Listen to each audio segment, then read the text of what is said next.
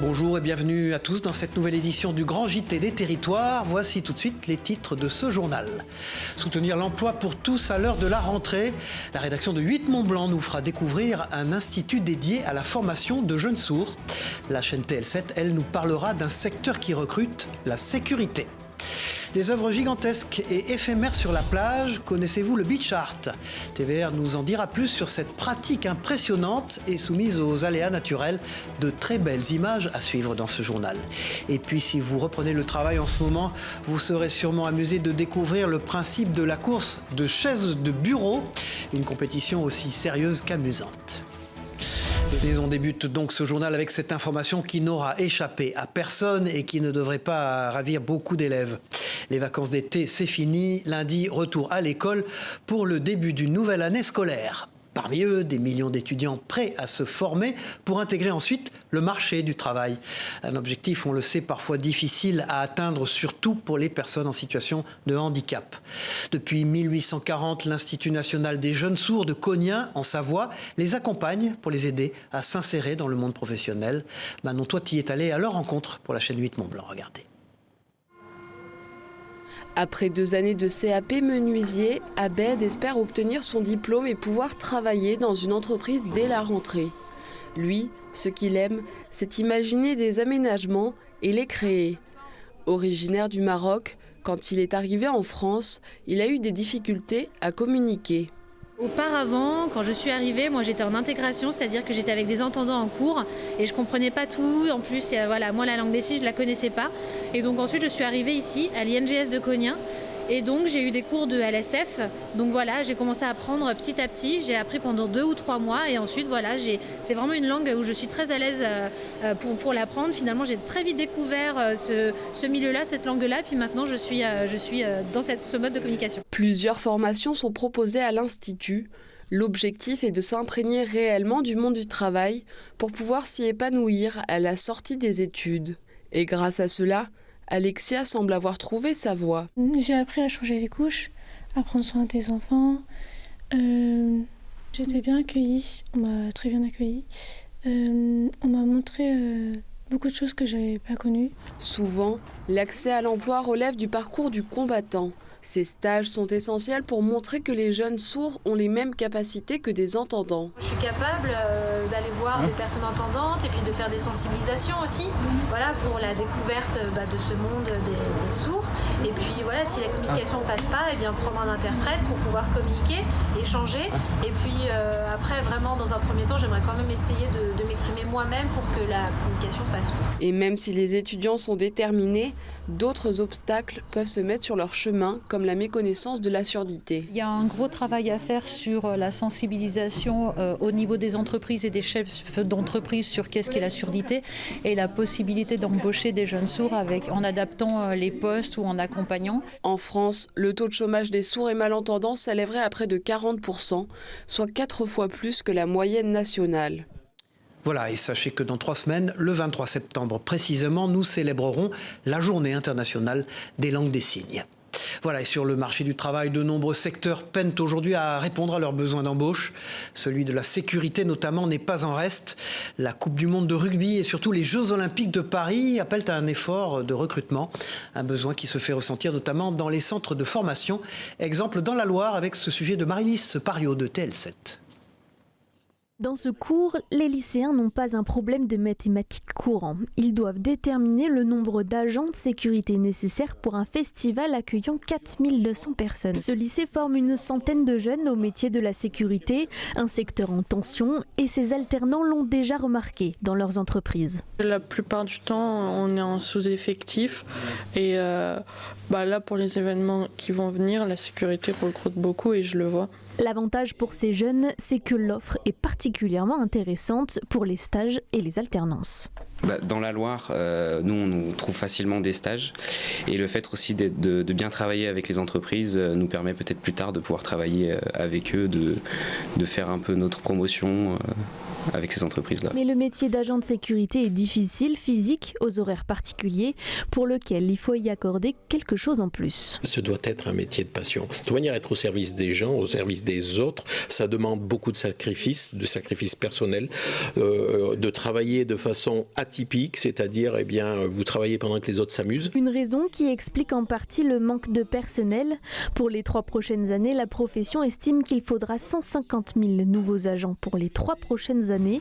Ce chiffre est légèrement impacté par les futurs événements internationaux. Professeurs et élèves ont le même discours. C'est sûr que ça va être compliqué parce qu'on est en manque d'effectifs dans la sécurité, surtout en sécurité privée. Donc ça va être assez tendu, mais on va y arriver. Les élèves du CAP se sentent déjà prêts à prendre la relève. Aujourd'hui, ils réalisaient une simulation pour sécuriser le bâtiment. Le lycée Sainte-Thérèse est le premier établissement de la Loire à avoir proposé une formation de sécurité en 2010 avec le CAP. Depuis, ils ont ouvert 2 autres formations et en prévoient de nouvelles pour répondre aux nombreuses demandes. Allez, intéressons-nous à présent à un autre métier dans cette édition et à un navire méconnu de la plupart d'entre nous, la pilotine. Un navire puissant à la fonction particulière, transporter des pilotes spécialistes des entrées et des sorties de port à bord des ferries, des paquebots ou des cargos, comme vous le voyez sur ces images de nos partenaires en Corse. Un bateau et un métier atypique et non sans risque. Écoutez ces précisions recueillies par Maï Poupard et Paul Claret de Télépaésé. Alors, notre métier consiste à faire entrer des bateaux ici sur la station de l'île Rousse et de Calvi. C'est des bateaux à partir de 60 mètres, tout ce qui est yacht ou navire de plaisance et surtout de commerce, et les faire entrer en sécurité. C'est surtout des bateaux qui sont très puissants pour affronter les mauvaises conditions météorologiques. Ce sont des bateaux qui sont relativement stables, qui permettent de passer du portique que vous voyez à l'échelle de pilote et qui nous amène à bord en toute sécurité. Développer le langage dès le premier âge, c'est l'objectif de l'action Un bébé, un livre. Des ouvrages distribués aux parents pour les inciter à pratiquer la lecture aux enfants. En Martinique, plusieurs maternités sont impliquées dans ce dispositif mené par la Fédération nationale des orthophonistes. Sur l'île, l'illettrisme concerne près de 13% des adultes. Un reportage sur place de Loïc Régis et de Diana François Eudoxie pour Via TV. Un livre pour stimuler le langage de l'enfant dès son plus jeune âge. L'ouvrage est un support afin d'inciter les parents à pratiquer la lecture. Les cadeaux sont distribués dans plusieurs maternités de l'île. La maman de la petite Charlize est ravie de cette initiative. Je pense que c'est une très très bonne idée justement pour le développement de bébé et finalement à un très très jeune âge. Moi en tout cas j'adore, j'aime beaucoup. C'est une bonne idée, je trouve que c'est mieux que d'offrir un vêtement ou un objet où c'est ludique. Un bébé, un livre, pour apprendre à communiquer, enrichir son vocabulaire ou encore nourrir son imagination. Le livre est un outil pour l'enfant, aussi bien que le parent, qu'il sache lire ou non. On a un taux d'illettrisme qui est un des plus élevés de tous les départements français. Hier, on expliquait également qu'on a un taux de prématurité qui est le plus élevé de tous les départements français. Il faut savoir qu'un enfant qui est né prématurément aura malheureusement plus de risques de développer des troubles du langage. Cette action s'effectue dans le cadre de la lutte contre l'illettrisme. Dans ce combat, la détection des troubles du langage est déterminante chez l'enfant. Un enfant qui ne regarde pas dans les yeux, un enfant qui ne s'intéresse pas au bruit environnant, un enfant qui se referme un petit peu sur lui-même, qui a du mal à rentrer justement en interaction avec son environnement et les autres. Voilà, ça doit interpeller et ça très très tôt. Le langage oral est une compétence socle pour le langage écrit. Cette action de sensibilisation est menée depuis une dizaine d'années par la Fédération nationale des orthophonistes. C'est un secteur qui ne cesse de se développer. L'industrie des drones s'installe durablement en Gironde. Le territoire accueille depuis peu la plus longue zone d'essai d'Europe dédiée à ces engins. Une aubaine qui permet de placer toute la région au cœur d'un écosystème porteur et d'avenir. Un sujet d'Alix Fourcade pour TV7, la chaîne du groupe Sud-Ouest. Sur la piste d'Ourtin, le télépilote Julien Pévrol de l'entreprise de drones Milton prend place pour tester son cargo. C'est un drone qui va permettre d'emporter des charges jusqu'à 10 kg, des caméras plutôt lourdes, faire du largage ou de l'emport de matériel, mettons pour du pompier. La mise en place dure une bonne heure et pour cause. C'est un long processus, surtout que là c'est un drone qui va être validé, il n'a encore jamais volé pour l'instant. Cette nouvelle piste la plus longue d'Europe a été mise en place par la technopole Bordeaux Techno-Ouest. Et la grosse nouveauté, c'est que de cette zone terrestre, il y a un corridor qui part plein ouest vers l'océan pour rejoindre notre zone longue élongation qui fait 50 km de long, qui sera agrandi à 100 km de long très prochainement. Un nouvel outil qui vient répondre aux besoins croissants de la filière du drone en plein développement. L'entreprise Milton en est un bon exemple. Fondée en 2017, elle dénombre déjà une trentaine de salariés et conçoit de plus en plus de prototypes. Aujourd'hui, on a de plus en plus de demandes d'opérateurs drones ou de fabricants de capteurs de tester leur matériel à des distances éloignées de leur base opérationnelle. Et du coup, aujourd'hui, il fallait aller de plus en plus loin et la zone de Hourtin répond à ces contraintes. Bordeaux Techno-Ouest a collaboré avec la municipalité d'Hourtin et la communauté de communes du Médoc qui espèrent de leur côté des retombées économiques positives pour les commerces. À long terme, il y a des applications qui peuvent être développées sur l'agriculture, sur l'inspection des lignes EDF, sur le nautisme avec les drones nautiques sur les lacs. Bordeaux Techno-Ouest paye un loyer symbolique de 1 000 € par an à la ville en échange de l'utilisation de cette zone d'essai. Pour financer sa construction, la Technopole a investi 30 000 €. Voilà, et les drones, vous allez le voir, peuvent aussi se mettre au service de l'art et plus précisément au service du beach art. Cette discipline encore méconnue vise à réaliser à l'aide de simples râteaux des œuvres gigantesques sur les plages. Le sable, comme simple support, le beach art est éphémère puisque soumis à la volonté des marées. Une découverte et de sublimes images dans ce sujet de Simon Barraud pour TVR. Votre feuille de dessin, je vous la présente, elle est là. Et dans quelques heures, la mer va tout effacer, comme ça demain nous aurons une nouvelle feuille de dessin. En cette après-midi venteuse, sur la plage du Sillon, à Saint-Malo, 8 personnes sont venues participer au cours de Beach Art, animé par Inga. Chaque groupe va devoir dessiner une rosace, large d'une vingtaine de mètres chacune. Le tournevis, c'est la pointe du compas. Et ça, c'est le crayon papier qu'on met au bout du compas qui va te servir à tracer. Première étape, les contours de la rosace. Sur le moment, en fait, il faut vraiment faire attention à la tension du fil et tout. On ne se rend pas trop compte. Je crois qu'après, on va voir effectivement en montant que c'est dessiné et que ça commence à ressembler à quelque chose. Après avoir pris un peu de hauteur, il est temps de passer au remplissage. On se réchauffe. C'est super agréable à faire. On se concentre. On prend un bon bol d'air. C'est génial. Si Inga Smizinski s'est fait un nom dans le beach art, c'est grâce à ses œuvres spectaculaires dessinées sur les plages de la région. Une passion devenue son métier. Au début, c'était uniquement pour le plaisir. Donc je dessinais des animaux, des mandalas. Et puis progressivement, j'ai des amis qui m'ont demandé des commandes pour des anniversaires. Et puis un jour, ça a été des entreprises, des associations. Et puis finalement, c'est devenu officiel. Donc en fait, la plupart de mon travail, ce sont des commandes. Le tracé des beach artistes étant dicté par la marée, il faut savoir s'arrêter quelques secondes et prendre le temps de contempler son œuvre. Vous avez vu ? C'est magnifique ce que vous avez fait, hein. Bravo les artistes. Hein. Ils sont tous les trois différents, ça n'a rien à voir. 3 rosaces, 3 ateliers. Réussi, en fait, oh, il y a le soleil qui arrive, regardez. Ouais. Wow. Des œuvres gigantesques, éphémères, qu'il faut apprendre à délaisser. Il va falloir se détacher de cette œuvre, la laisser à la nature, qui dans quelques heures va tout effacer. Et donc demain, on aura de nouveau une nouvelle feuille. Une nouvelle feuille prête à accueillir de nombreux dessins. Voilà, son travail à lui n'a rien d'éphémère, bien au contraire, puisqu'il a pour objectif d'entretenir des mécaniques historiques. Fabien Perrault est un garagiste, pas comme les autres. Un atelier ambulant et des voitures anciennes sont ses outils de travail.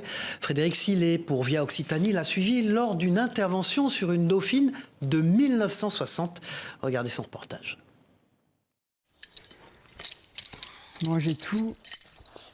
Oui, il a tout. Bidon d'huile, piston de rechange et bougie d'allumage. C'est parti. Fabien Perrault est prêt à prendre la route pour remplir sa mission, celle d'un spécialiste ambulant au service de la mécanique automobile ancienne, à bord de son estafette de 1972. Elle s'appelle Choupette. Mon principal outil de travail et surtout un super jouet au quotidien. J'ouvre, hein. Aujourd'hui, il a rendez-vous avec Renaud Morin, propriétaire d'une Dauphine des années 60 qu'il souhaite remettre en état. C'est plutôt un redémarrage de ce que j'ai compris. Oui, elle n'a pas roulé en fait, elle est restée dans un garage pendant quelques mois. Je vais regarder ça, je vais remettre la batterie neuve. Je suis passionné, donc les voitures, elles me parlent. Je leur parle, je suis un peu dans un autre monde quand je fais de la mécanique. Sur les voitures modernes, il n'est plus question de faire de la mécanique comme on faisait à l'époque. Là, je peux pratiquement tout réparer avec peu d'outillage. Et là, c'est plus empirique, quoi. C'est à l'oreille, aux sensations. Bon, la batterie, c'est fait. Ce que je vais faire, c'est que je vais contrôler l'allumage. Après un contrôle général du moteur et quelques litres d'essence dans le réservoir, c'est l'heure de vérité. Allez-y. Elle redémarre pour le plus grand plaisir de son propriétaire réticent de laisser sa Dauphine entre n'importe quelle main. J'ai la certitude d'avoir un professionnel qui connaît ce type de mécanique et qui est capable de résoudre tous les problèmes que ces mécaniques peuvent avoir spécifiquement. La demande en France sur l'entretien et la restauration de voitures anciennes est en constante évolution. Depuis la dernière décennie, certaines d'entre elles ont même vu leur valeur multipliée par 10. Fabien et Choupette ont encore devant eux de nombreux kilomètres à parcourir ensemble pour se rendre là où l'on aura besoin d'eux. Allez, pour ceux qui aiment le monde automobile et son histoire, vous serez probablement intéressés par cette idée venue de la Sarthe. Réaliser un jeu de piste sur l'histoire des 24 heures du Mans, une forme de chasse au trésor modernisée grâce à l'aide de vos portables. Objectif, rallier 7 points le long de la boucle pour accéder à une cache mystère. Les précisions avec ce sujet d'Anthony Piton pour LMTV de Sarthe. Gabriella et Héloïse sont des chasseuses de trésors d'un nouveau genre. Leur mission, remplir leurs cartes avec les indices qu'elles vont trouver dans des endroits géolocalisés, dans une application connectée. C'est à côté de la poste, c'est indiqué sur l'application. Ça s'appelle le géocaching et l'activité compte de plus en plus d'adeptes. Je pense qu'il y a des indices. Ça permet de faire une activité sous le soleil, donc voilà, de se lever de bonne heure et de partir à l'aventure. L'aventure aujourd'hui les conduit sur la route du circuit de la Sarthe. À différents endroits, des boîtes permettent de découvrir des pans de l'histoire automobile et parfois des objets laissés par d'autres joueurs. On a des petits souvenirs des gens qui ont trouvé la boîte. Bon courage. Il faut bien avoir un GPS, je pense une carte au pire pour la trouver. Et une fois qu'on la trouve, c'est une sensation d'avoir accompli quelque chose. Cette balade connectée a été imaginée par Émilie Gervais. L'itinéraire reprend celui du Grand Prix automobile de France qui s'est couru entre 1911 et 1913. Compilé toute la presse sportive de l'époque, l'auto, la vie au grand air. On a récupéré des dizaines et des dizaines de photos. On va découvrir un accident de voiture, un des premiers accidents en fait sur le circuit. On va apprendre aussi les différentes marques de l'époque, puisque en fait il y avait déjà Peugeot, mais il y avait énormément de voitures de marques automobiles qui n'existent plus aujourd'hui. Pour jouer, il suffit de télécharger l'application géocaching ou de se procurer la carte papier dans les offices de tourisme. Comptez 3h30 pour terminer le parcours. Voilà, et il vous faudra un peu moins de temps pour parcourir le tracé. Écoutez bien, d'une course de chaises de bureau. Oui, vous avez bien entendu, la première course de ce genre a eu lieu récemment dans l'Isère. Et vous allez le voir, il fallait bien attacher sa ceinture pour espérer gagner. 30 pilotes ont tenté de rafler le trophée du jour, un sac de 10 kilos de pommes de terre. Une course endiablée et originale suivie par Camille Avon pour Télé Grenoble. C'est la première organisée en France. Une course de chaises de bureau s'est déroulée à Voiron. 30 pilotes ont pris la piste. Dans le lot, on peut retrouver l'excellent Jean Alési, l'impitoyable l'ABM ou encore le talentueux Verstaboulette. Pour gagner, il va falloir remporter plusieurs courses jusqu'à la dernière. Pour le vainqueur, une statue et un sac de 10 kilos de pommes de terre sont offerts. Mais avant de prendre la piste, tous n'ont pas le même objectif en tête. Ah, je veux gagner le sac de patates. Ouais, je veux gagner le sac de pommes de terre. Battre mon mari. Ah, c'est top 1, on vise que ça, on est là pour la gold medal. Le drapeau se baisse et c'est le départ de la course. Au programme 6 tours de piste sur un circuit qui demande de la concentration et de la précision à chaque virage. Ici, chaque chaise sont les mêmes, seul le talent des pilotes compte et pour ça, chacun a sa technique. Je regarde le parcours et j'ai peur, mais on va y aller. Du coup, entraînement vite fait dans le salon, un aller-retour. Je ne savais même pas si c'était marche avant ou marche arrière. Sur la piste, tout n'est pas permis, notamment de pousser l'adversaire, de s'accrocher à lui ou encore de lui saboter ses roulettes. Roue contre roue, les pilotes mettent toute leur force jusqu'à la fin. Des bolides qui n'en finissent pas indemnes, alors en cas de crevaison, les pilotes sont autorisés à réaliser un pit stop pour prendre une autre chaise. Après la course, l'effort se fait ressentir, tandis que pour d'autres, le regard est déjà tourné vers les prochaines courses. J'ai eu de la chance, il y a le numéro 10 qui a pété la roue, ce qui m'a permis de prendre facilement de l'avance. Et puis du coup, j'ai contrôlé ma course tout en pensant aux prochaines. Cette course est inspirée du Japon qui avait réalisé une course relais de chaises de bureau. Ici, à Voiron, la course a été organisée par une association de parents d'élèves. L'objectif est de récolter de l'argent pour que les enfants puissent partir en classe verte, une initiative qui a l'air de plaire. Les retours, je vois beaucoup de sourires. J'ai l'impression que les gens sont surpris effectivement de la difficulté de la compétition. On est vraiment sur une vraie compétition, c'est sérieux, hein, donc il fallait s'entraîner, il fallait être motivé et savoir régler son effort. L'association pense déjà à programmer une deuxième course, alors pour ceux qui pensent être le prochain Lewis Hamilton de la chaise de bureau, rendez-vous en piste. De la bonne humeur encore dans cette édition, mêlée cette fois-ci à l'histoire et à la passion. Dans les Vosges, des bénévoles travaillent au maintien d'une scierie du XVIIe siècle. Un bijou patrimonial inscrit à l'inventaire des monuments historiques et très prisé des touristes, comme vous allez le voir avec ce reportage d'Anthony Sapp et de Ludovic Bizilla pour Vosges TV. En pleine nature, du côté de Ban-sur-Meurthe-Clefcy, dans la vallée de Stréture, la scierie du Lançoir, un bijou patrimonial dont les origines remontent au XVIIe siècle. Elle est inscrite à l'inventaire des monuments historiques et elle est le deuxième site touristique le plus visité en Déodacie avec environ 7000 entrées cette année. Je crois que quand les gens rentrent, c'est une question d'odeur, le parfum du bois, c'est une question d'ambiance, c'est le murmure de l'eau, le tambour du mécanisme et bien sûr c'est toute une évocation. Tout d'abord, alors, on essaye de concilier la précision historique, scientifique, avec la bonne humeur. C'est tout un univers. Et vous remarquez qu'il a une partie pleine, une partie creuse. Donc c'est ce mouvement-là d'inertie qu'on va utiliser. Quand la partie pleine est en haut, le cadre de la scie est en bas. Le site appartient à la communauté d'agglomération de Saint-Dié, mais il est géré par une association de bénévoles passionnés avec tout de même un salarié, Benoît, qui joue à la fois le rôle de guide et de sagard. On est dans le lieu de vie, de travail du sagard.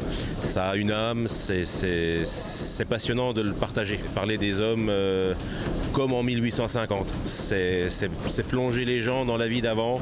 Et c'est vrai que le retour des gens, c'est de dire waouh, on vient de voyager, merci pour ce voyage.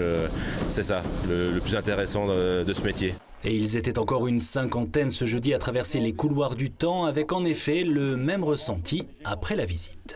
C'était très bien, très intéressant. Puis au moins ils avaient du mérite à cette époque-là. Hein. C'est autre chose que maintenant, on n'a plus le droit de se plaindre. Quand je vois comment ils travaillaient, tout ça, je me dis mais c'était un autre monde. Hein. Quand vous voyez les tracteurs maintenant et puis vous voyez comment ils faisaient le travail à l'époque, c'est vrai que c'est assez impressionnant. Ouais. La scierie du Lançoir, témoin du passé qui a traversé les siècles sans trop d'encombre, est choyée aujourd'hui par l'association éponyme qui multiplie les projets pour mettre en valeur ce patrimoine. Le dernier en date, un jeu de société sur lequel vont se pencher des étudiants de l'IUT de Saint-Dié dans le cadre d'un projet tutoré sur les trésors de la Déodacie. Et bien entendu, la scierie en fait partie. Allez, on referme ce journal avec la découverte d'un métier rare, celui de bronzier d'art, une profession que pratique depuis l'âge de 17 ans Jean-Maurice Sellerier dans l'Aube. Dans son atelier, ce passionné restaure des portails, des statues, du mobilier venu du monde entier. Et parmi ses fidèles clients, le gouvernement américain, rien que ça, fait souvent appel à son talent. Un sujet de la rédaction de Christian Vira pour Canal 32. Les clients de ce bronzier d'art le qualifient de sauveur du patrimoine. C'est par le gouvernement américain. Donc là, il a fallu que je refasse le plâtre d'après une photo. Ce meilleur ouvrier de France ne compte plus les restaurations réalisées pour le gouvernement américain. Dans son atelier de Vulaine, la dernière a nécessité 4 mois d'efforts. Alors sur le portail, j'ai refait tout le mécanisme qui permettait de l'ouvrir. Il y a tellement de manutention sur ce type de produit qui dépasse la tonne que chaque manipulation est très longue. Les patines sont en cours de finition. Hormis les aspects mécaniques, sa mission consiste parfois à recréer des pièces. On pourrait bien évidemment refaire le médaillon central à l'identique. Si 90% de ces commandes sont vouées à l'export, une exception auboise est en cours de restauration.